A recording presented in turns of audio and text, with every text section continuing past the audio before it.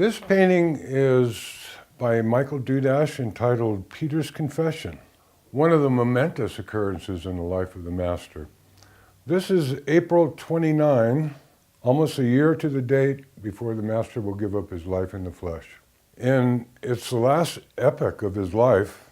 The period of popular acclaim is just finished with the feeding of the 5,000 and the crisis at Capernaum, when him and the apostles fled the jurisdiction of Herod into the friendly realm of Philip, and they went off into northern Galilee and Phoenicia. And it was before his baptism, when Jesus was wet with the dews of Mount Hermon, when he confronted his arch enemy.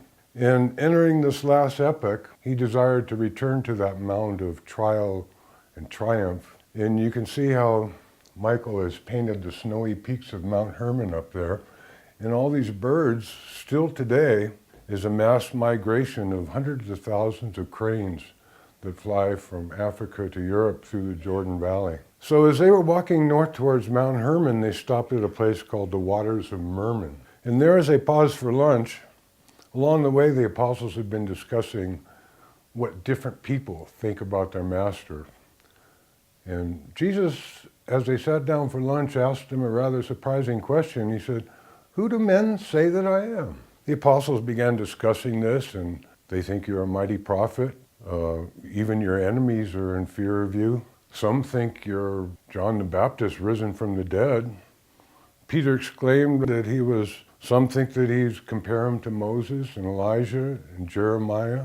And Jesus stood swiftly and with a sweeping gesture asked, "But who do you say that I am?" And all 12 eyes for a moment never wavered as they watched him, until the impetuous Simon Peter sprang to his feet and said, "You are the deliverer, the Son of the living God."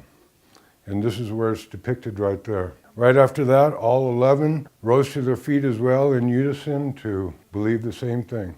And after this, Jesus beckoned them to sit back down again and said, "This has been revealed to you by my Father. The time has come for you to know the truth about me. But for now, I charge you to tell no man."